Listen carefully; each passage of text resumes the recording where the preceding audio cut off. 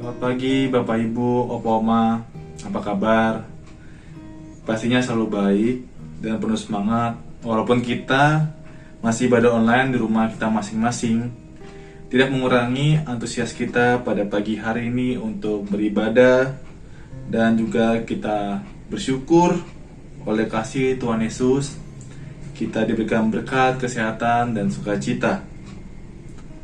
Bapak Ibu, Opa Oma, tetaplah menjaga protokol kesehatan dan terus berolahraga serta makanan bergizi setiap hari untuk menaikkan imun kita dan menjadi kita sehat. Puji nama Tuhan. Opa Oma, Bapak dan Ibu, Shalom untuk kita semua. Pada pagi hari ini Persekutuan Komisi Usia Lanjut akan dilayani oleh Bapak Yupiter Gulo dengan tema menghadapi tantangan hidup bersama Yesus. Bacaan yang diambil dari Kisah Para Rasul 4 ayat 5 sampai 22. Saya Yosafat Brian sebagai penatua mendamping mengucapkan selamat beribadah dan melayani Tuhan. Bapak Ibu, Opa Oma yang dikasihi oleh Tuhan, sebelum kita memulai ibadah pada pagi hari ini, mari kita satu dalam doa. Puji nama Tuhan, Tuhan Yesus Kristus, Tuhan yang kami sembah Tuhan. Pada pagi hari ini Tuhan, kami bersyukur Tuhan, kami bisa beribadah kembali Tuhan, ibadah Komisi Usia Lanjut GKI Jatiasi Tuhan.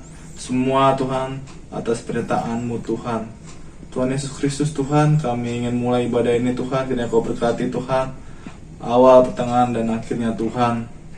Dan juga kami berdoa Tuhan buat Pak Yupiter Gulo Tuhan yang melayani Tuhan, membagikan sharing firman-Mu Tuhan. Biarlah Tuhan, pakailah dia Tuhan untuk menyampaikan firman-Mu Tuhan, supaya kami bisa tertanam dalam hidup kami dan mengimplementasikan atau melakukannya dalam kehidupan kami Tuhan. Puji nama Tuhan Yesus Kristus Tuhan. Di dalam nama Tuhan Yesus Kristus kami siap untuk mendengarkan dan memuji nama-Mu Tuhan. Haleluya, amin.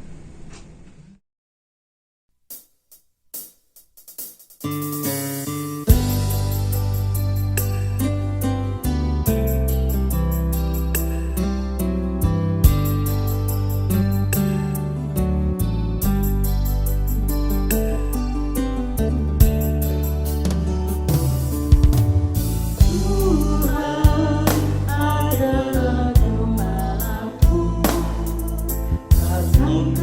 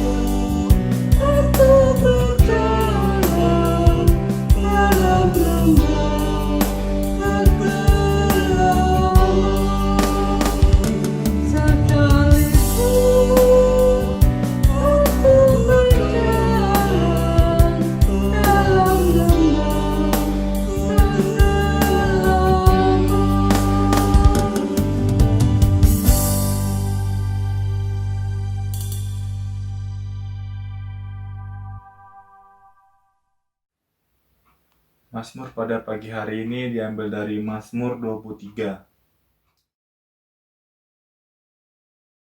Tuhan gembalaku yang baik. Mazmur Daud. Tuhan adalah gembalaku, takkan kekurangan aku. Ia membaringkan aku di padang yang berumput hijau. Ia membimbing aku ke air yang tenang. Ia menyegarkan jiwaku. Ia menuntun aku di jalan yang benar, oleh karena namanya. Sekalipun aku berjalan dalam lembah kekelaman, aku tidak takut bahaya, sebab Engkau besertaku. Gadamu dan tongkatmu, itulah yang menghibur aku.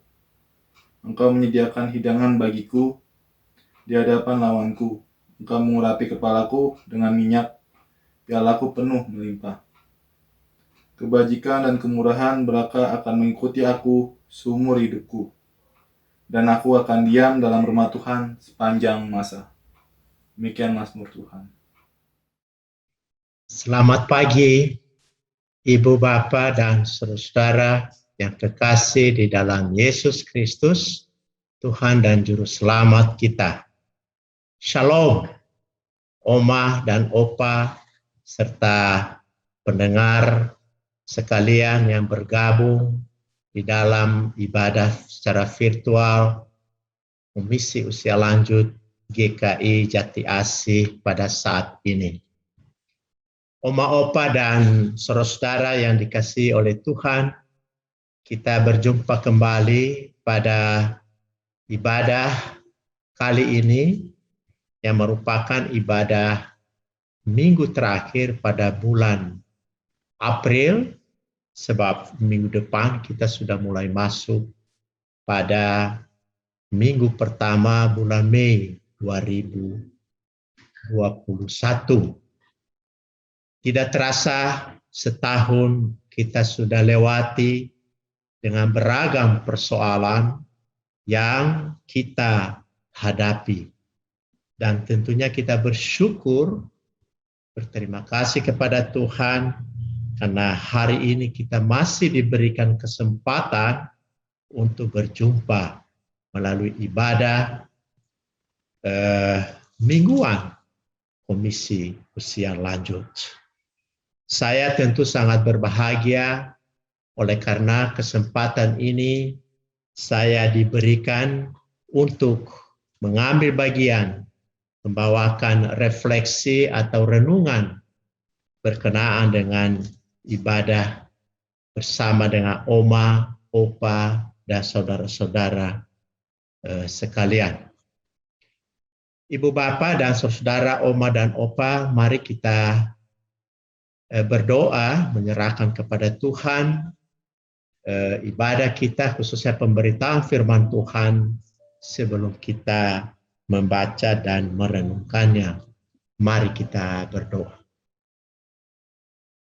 Terpujilah Engkau Tuhan, Bapa kami di dalam nama Yesus Kristus, Tuhan dan Juru Selamat kami yang telah mati dan bangkit kembali untuk menyelamatkan kehidupan kami dari segala kesalahan, dosa, dan pemberontakan kami.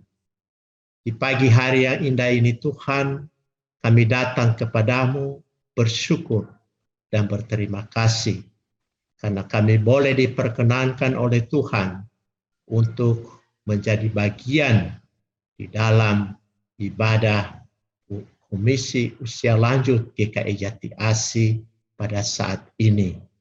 Sebelum kami memulai ya Tuhan, untuk mendengarkan dan merenungkan sabda-Mu, kami menyerahkan seluruh hidup kami ke dalam tangan-Mu. Urapi kami satu persatu tanpa terkecuali. Baik pendengar, pemirsa, dan terlebih hamba-Mu yang akan menyampaikan kebenaran firman-Mu itu. Tolong kami Tuhan, agar Roh Kudus-Mu mendampingi kami untuk bisa mengerti, memahami apa yang Tuhan firmankan kepada kami pada saat ini.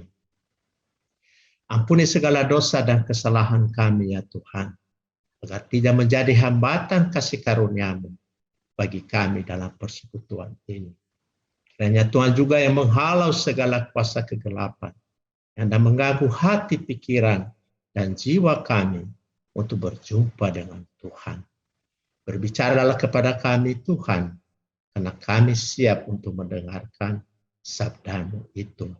Dalam nama Yesus Kristus kami memohon. Amin. Oma opa, Bapak Ibu dan saudara yang kekasih di dalam Yesus Kristus. Pada hari ini kita akan merenungkan firman Tuhan melalui tema menghadapi tantangan hidup bersama dengan Yesus. Sebagai bahan permenungan kita akan membaca dari surat Kisah Para Rasul, pasal 4, ayat 5 sampai 22. Saya akan membacakan untuk kita semua. Oma opa, Bapak Ibu bisa mengikutinya. Kisah Para Rasul pasal 4 ayat 5 sampai 22. Pada keesokan harinya, pemimpin-pemimpin Yahudi serta tua-tua dan ahli-ahli Taurat mengadakan sidang di Yerusalem dengan imam besar Hanas dan Kayafas, Yohanes dan Alexander, dan semua orang lain yang termasuk dalam keturunan imam besar. Lalu Petrus dan Yohanes dihadapkan kepada sidang itu dan mulai diperiksa dengan pertanyaan ini. Dengan kuasa manakah atau dalam nama siapakah kamu bertindak demikian? Maka jawab Petrus penuh dengan Roh Kudus. Hai pemimpin-pemimpin umat dan tua-tua, jika kami sekarang harus diperiksa karena suatu kebajikan kepada seorang sakit dan harus menerangkan dengan kuasa manakah orang itu disembuhkan, maka ketahuilah oleh kamu sekalian dan oleh seluruh umat Israel bahwa nama Yesus, saya ulang, bahwa dalam nama Yesus Kristus, orang Nazaret yang telah kamu salibkan, tetapi yang telah dibangkitkan Allah dari antara orang mati, bahwa oleh karena Yesus itulah orang ini berdiri dengan sehat sekarang di depan kamu. Yesus adalah batu yang dibuang oleh tukang bangunan, yaitu kamu sendiri. Namun ia telah menjadi batu penjuru. Dan keselamatan tidak ada di dalam siapapun juga selain di dalam Dia. Sebab di bawah kolong langit ini tidak ada nama lain yang diberikan kepada manusia yang olehnya kita dapat diselamatkan. Ketika sidang itu melihat keberanian Petrus dan Yohanes dan mengetahui bahwa keduanya orang biasa yang tidak terpelajar, heranlah mereka. Dan mereka mengenal keduanya sebagai pengikut Yesus. Tetapi karena mereka melihat orang yang disembuhkan itu berdiri di samping kedua rasul itu, mereka tidak dapat mengatakan apa-apa untuk membantahnya. Dan setelah mereka menyuruh rasul-rasul itu meninggalkan ruang sidang, berundinglah mereka dan berkata, tindakan apakah yang harus kita ambil terhadap orang-orang ini? Sebab telah nyata kepada semua penduduk Yerusalem bahwa mereka telah mengadakan suatu mukjizat yang menyolok dan kita tidak dapat menyangkalnya. Tetapi supaya hal itu jangan semakin luas tersiar di antara orang banyak, baiklah kita mengancam dan melarang mereka supaya mereka jangan berbicara lagi dengan siapapun dalam nama itu. Dan setelah keduanya disuruh masuk, mereka diperintahkan supaya sama sekali jangan berbicara atau mengajar lagi dalam nama Yesus. Tetapi Petrus dan Yohanes menjawab mereka, silakan kamu putuskan sendiri manakah yang benar di hadapan Allah. Taat kepada kamu atau taat kepada Allah? Sebab tidak mungkin bagi kami untuk tidak berkata-kata tentang apa yang telah kami lihat dan yang telah kami dengar. Mereka semakin keras mengancam rasul-rasul itu, tetapi akhirnya melepaskan mereka juga. Sebab sidang tidak melihat jalan untuk menghukum mereka karena takut akan orang banyak yang memuliakan nama Allah berhubung dengan apa yang telah terjadi. Sebab orang yang disembuhkan oleh mukjizat itu sudah lebih dari 40 tahun umurnya. Sampai demikian pembacaan firman Tuhan bagi kita.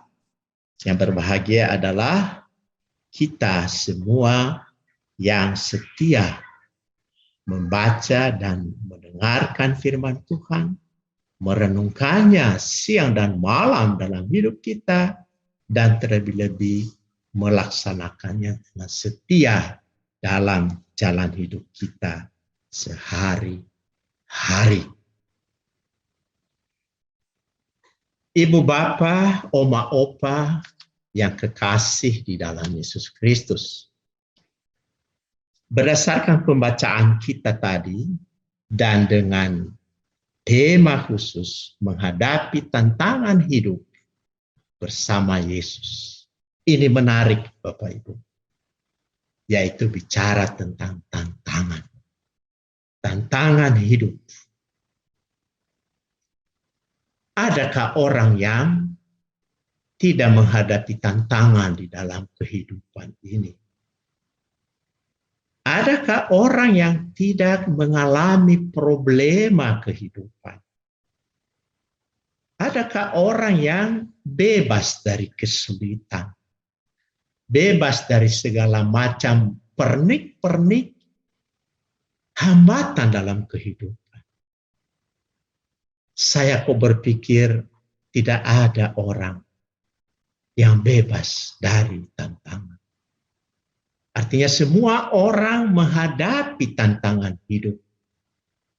Mungkin berbeda-beda. Dan memang harus berbeda-beda. Tidak sama masalah, tantangan yang kita hadapi. Karena memang jalan hidup kita juga berbeda-beda. Yang kita lalui hari demi hari juga berbeda-beda. Yang kita pikirkan juga berbeda-beda. Tetapi prinsipnya adalah semua orang menghadapi tantangan, masalah dalam kehidupan.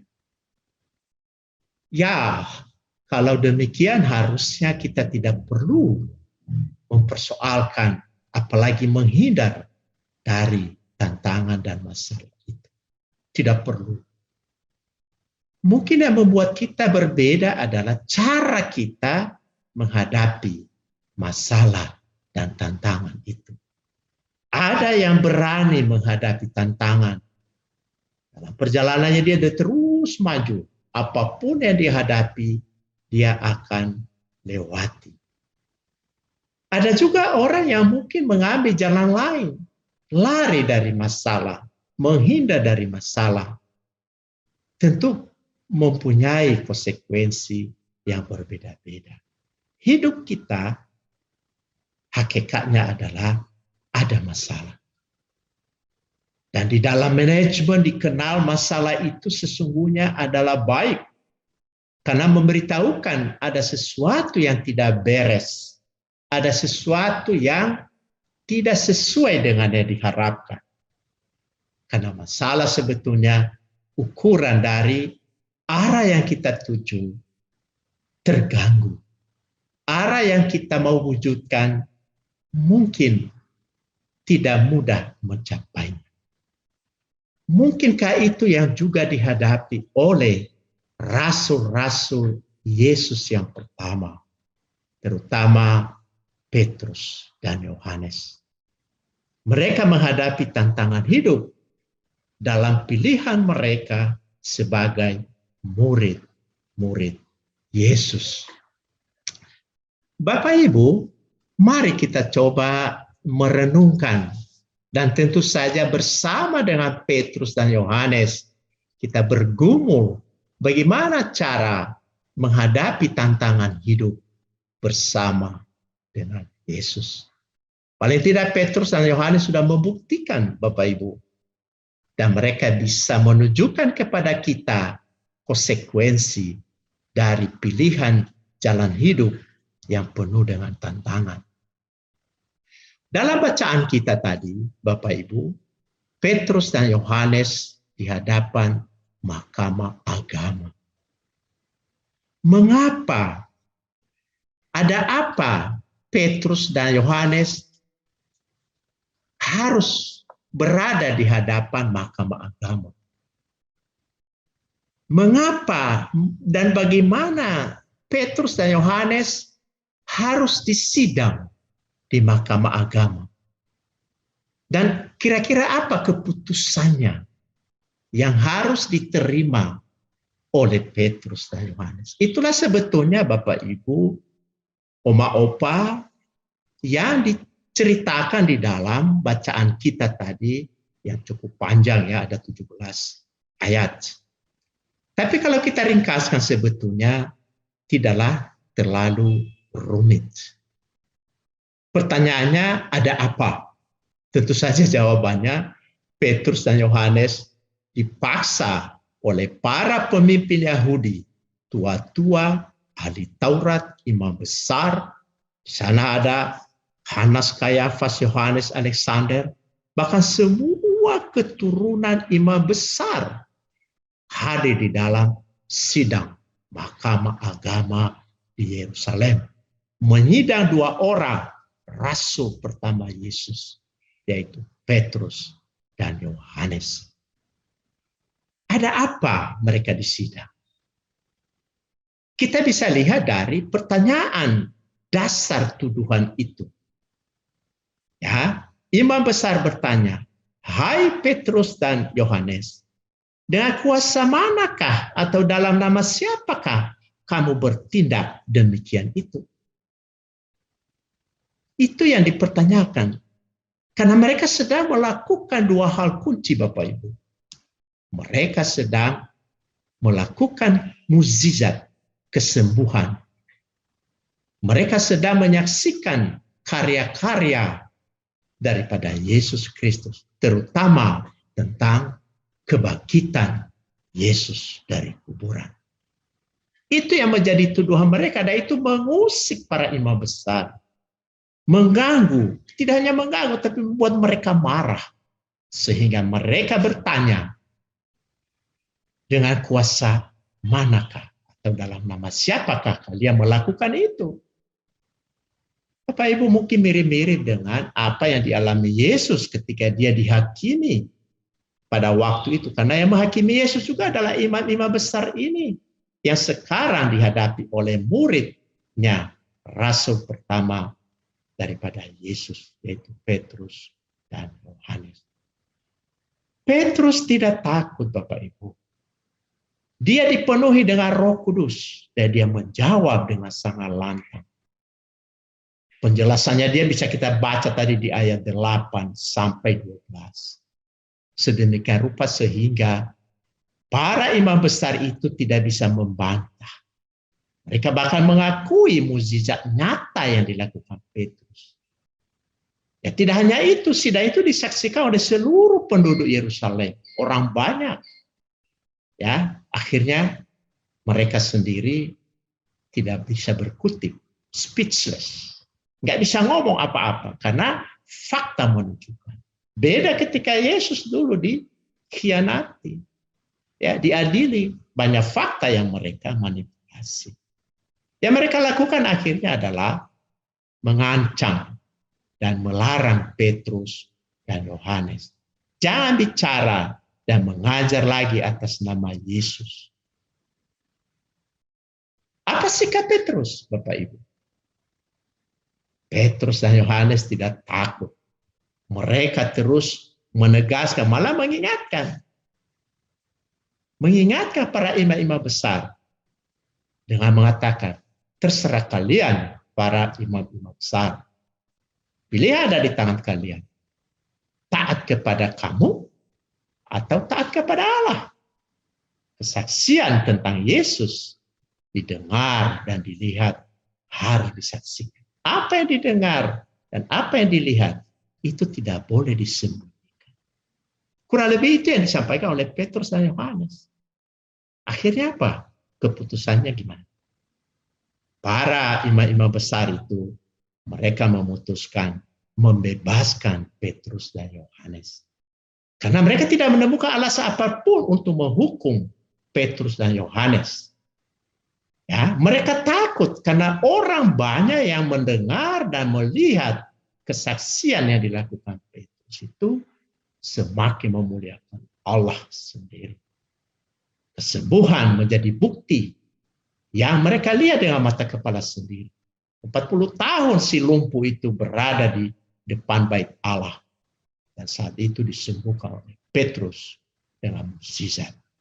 Bahkan jumlah mereka mencapai 5.000 orang. Itu baru laki-laki, belum anak-anak dan perempuan. Mereka bebas. Kurang lebih itulah isi daripada bacaan kita. Petrus dan Yohanes sebagai rasul pertama menghadapi tantangan hidup sebagai rasul pilihan Yesus. Dan mereka mengambil langkah itu dengan konsekuensi-konsekuensi yang tidak mudah. Pertanyaannya, kalau kita coba review, mengapa Yohanes dan Petrus harus diadili, dan mengapa Petrus dan Yohanes bebas?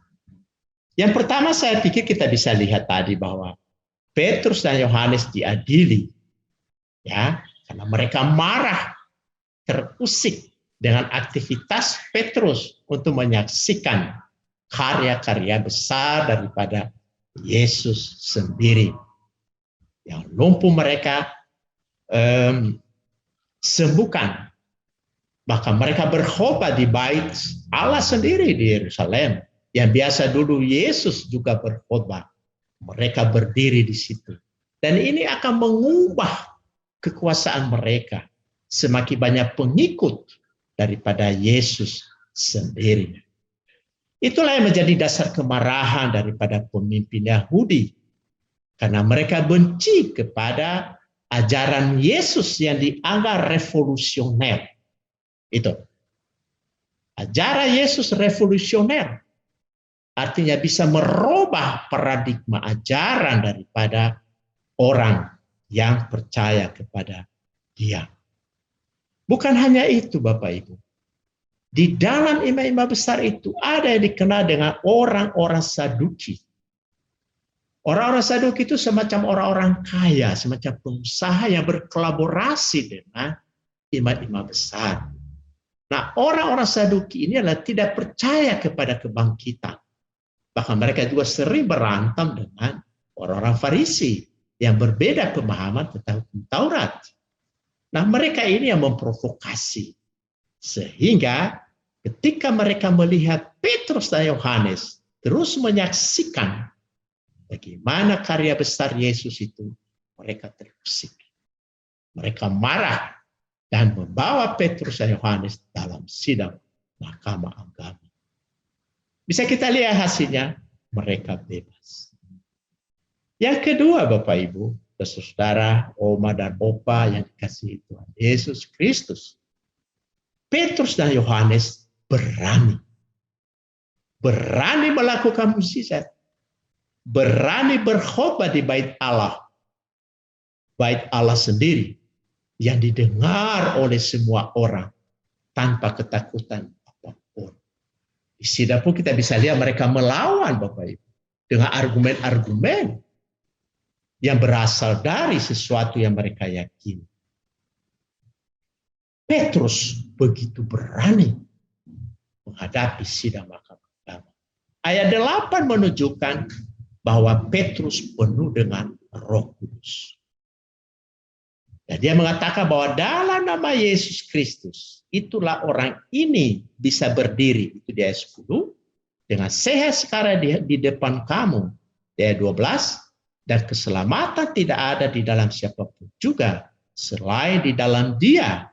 Sebab di bawah kolong langit ini, tidak ada nama lain yang diberikan kepada manusia, yang olehnya kita dapat diselamatkan.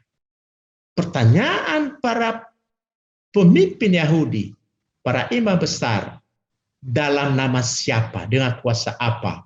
Dijawab oleh Petrus adalah dalam nama Yesus Kristus. Orang ini sembuh, sehat, dan berdiri di depan kalian. Tak hanya itu, Petrus mengatakan bahwa tidak ada nama lain selain dari nama Yesus Kristus di bawah kolong langit ini yang memberikan keselamatan. Bapak Ibu sangat tegas. Sehingga mereka tidak bisa ngomong apa-apa. Keberanian itulah yang dipunyai oleh Petrus. Petrus dipenuhi oleh Roh Kudus. Artinya apa? Roh Kudus memberikan kuasa. Roh Kudus memberikan keberanian, Bapak Ibu. Roh Kudus juga memungkinkan talenta, potensi, karunia yang kita punyai itu akan keluar. Dibuktikan oleh Petrus. Dia mempunyai karunia yang diberikan oleh Allah sendiri melalui Roh Kudus. Petrus dan Yohanes, itu yang ketiga, memiliki iman yang sangat kuat kepada Yesus Kristus.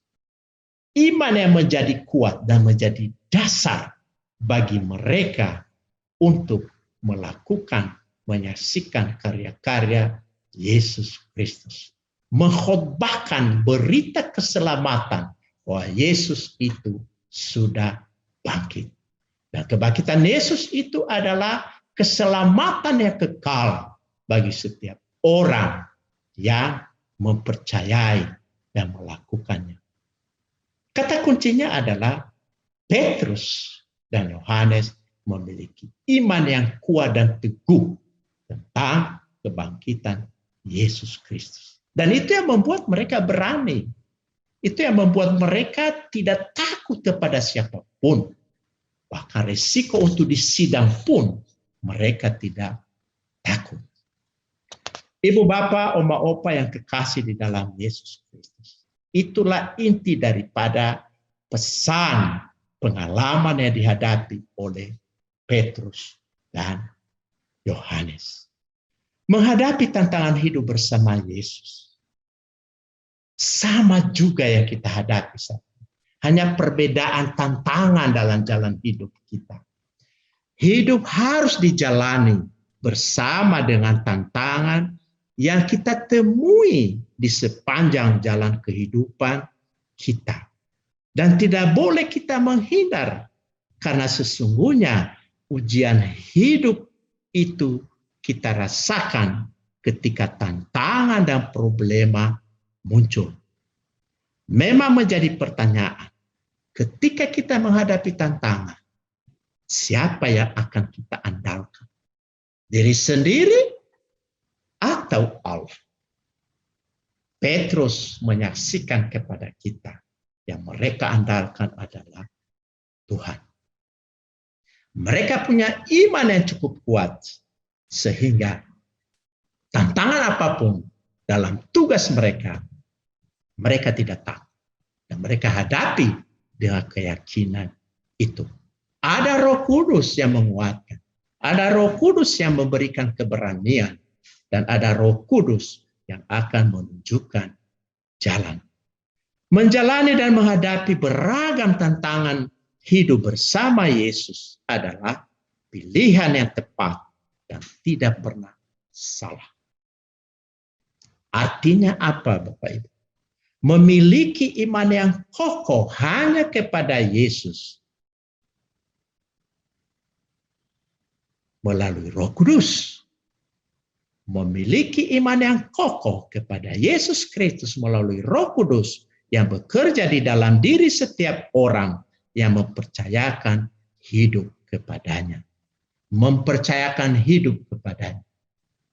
Melalui dan di dalam Roh Kudus, Ibu Bapa, kita akan mendapatkan kekuatan, keberanian, serta semua potensi dan talenta yang kita miliki akan diaktifkan dalam menjalani dan menghadapi tantangan hidup.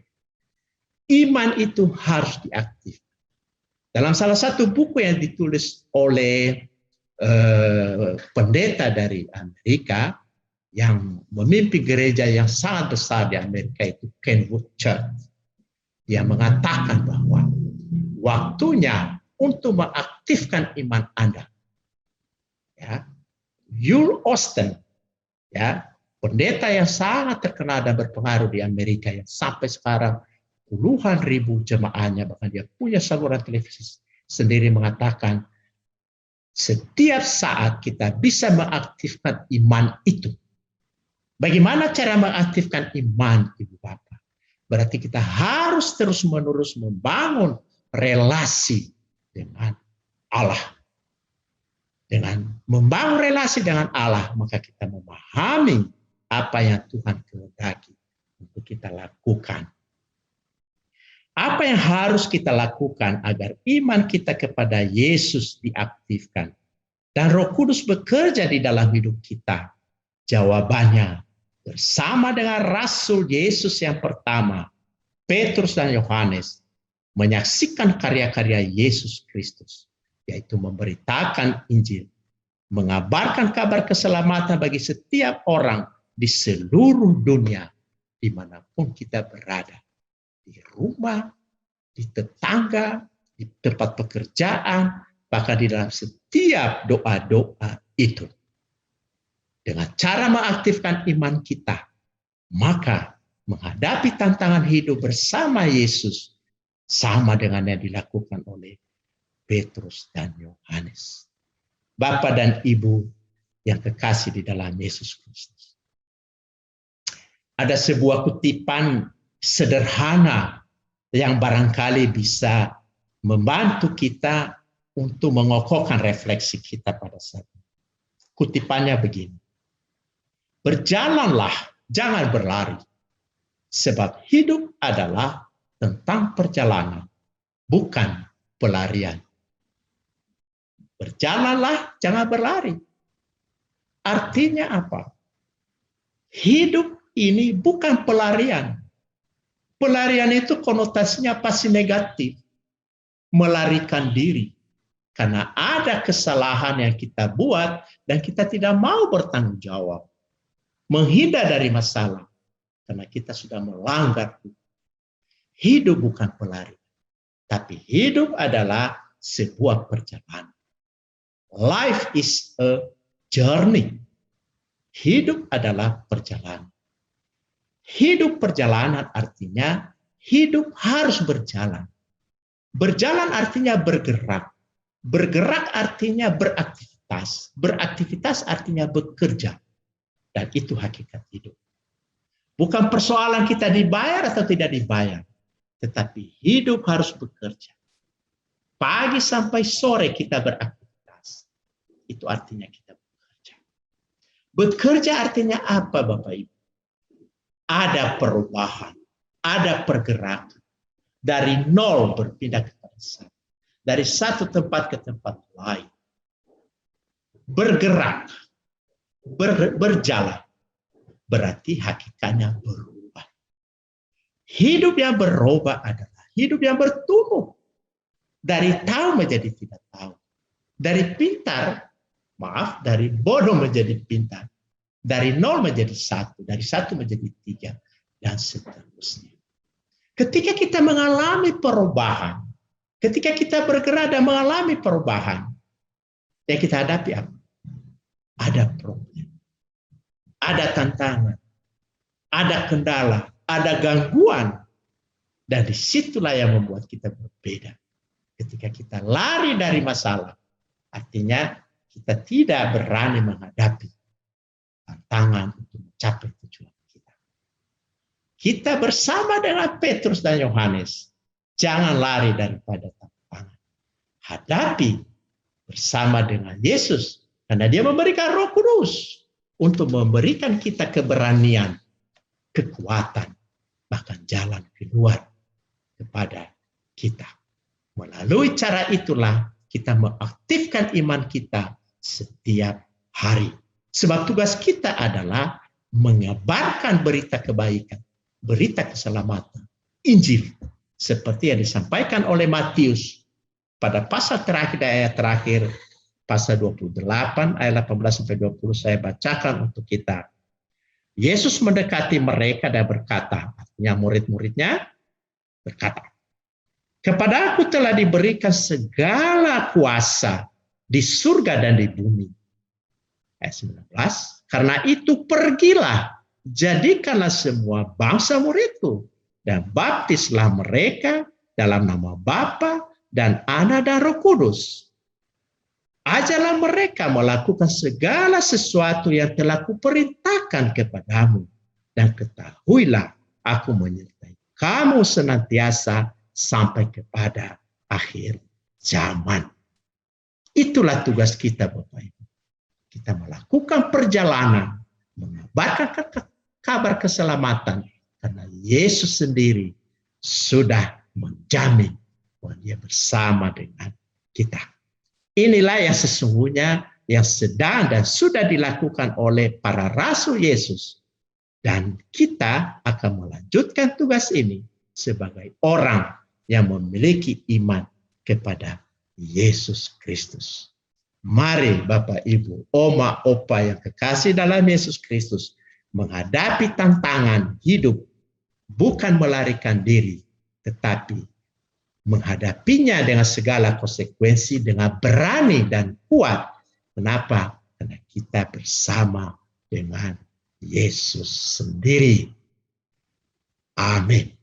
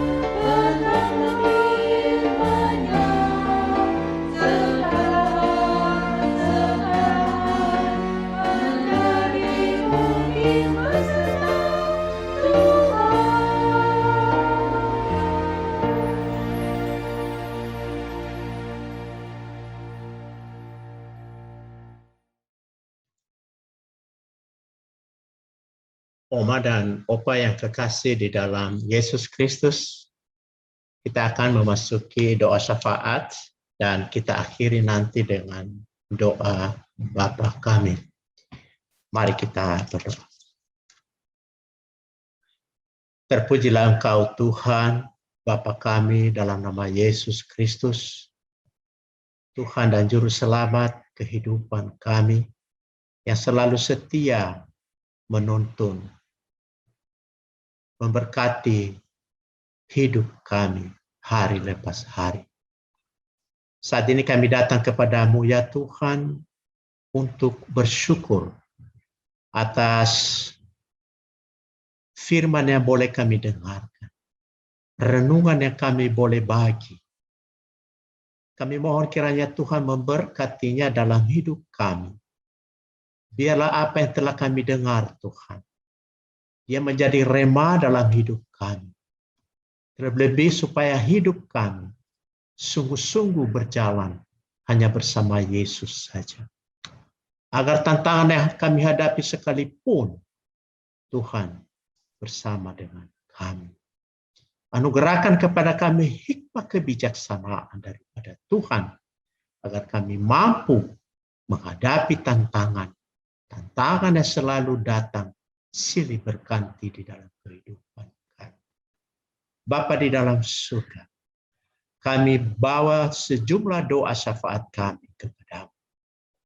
Secara khusus kami berdoa Tuhan untuk para jemaat, khususnya komisi usia lanjut, khususnya para hamba-hamba tua lansia yang sudah berada pada usia 60 tahun ke atas, yang pada umumnya memiliki banyak kelemahan, baik karena kelemahan fisik, karena penyakit, dan semua tantangan yang selalu menjadi bagian dalam kehidupan kami.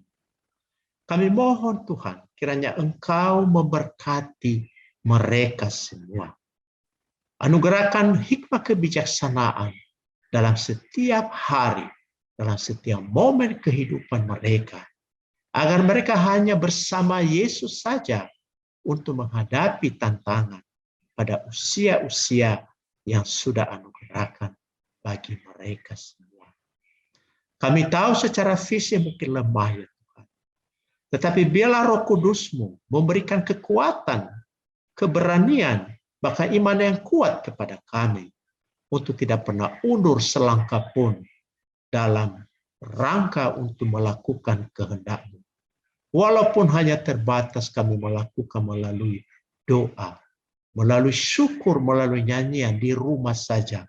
Tapi biar itu berkati ya Bapa untuk kehidupan sesama kami yang kami bawa dalam doa-doa syafaat kami. Secara khusus kami berdoa bagi lansia yang sedang kurang sehat, sedang sakit, baik yang dirawat di rumah sakit maupun yang dirawat di rumah.